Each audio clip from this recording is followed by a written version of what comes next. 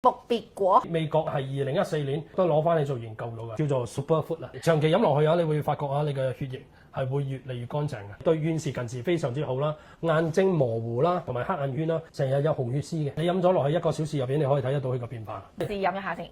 我覺得呢個木別果天堂果係最好飲。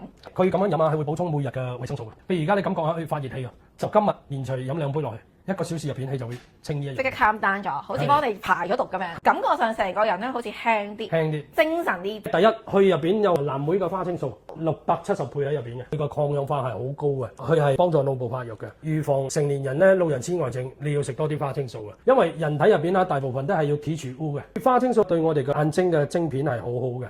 入邊亦都驗到有70倍嘅番茄紅素咧。第一係高抗氧化啦，第二你要預防骨骼疏鬆症，就係要大量去食番茄噶啦。再嚟咧可以抗好多癌症嘅。如果你想生 BB，你又驚男性嘅精子唔夠強，你就要食多啲番茄紅素啦。有30倍粟米黃素啊，胡蘿蔔素有15倍啊。係對咩咧？視網膜係非常之好嘅。入邊仲有檸檬，維生素 C 好強啊，40倍啊。入邊亦都有歐米伽369啊，呢粒果好神奇嘅。維生素 A、B9、C、E 都喺入邊嘅，對眼睛都係好好嘅。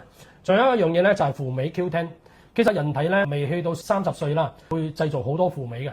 但係經過我哋嘅年紀慢慢增長啊，輔酶係慢慢消失嘅。第一，血液循環需要輔酶，血管彈性需要輔酶，心跳不規律需要輔酶嘅。輔酶係唔可以冇嘅，因為你冇咗呢一樣嘢啊，你血管會硬化嘅。OK，輔酶係對於我哋人體有14種好處嘅。再嚟咧就係呢個葉黃素，葉黃素對於黃斑病變係好好嘅，入邊有鈣啦、鉀啦、鎂、鐵、鋅。鈣嚟講大家都知啦，加維生素 D 補鈣啊嘛。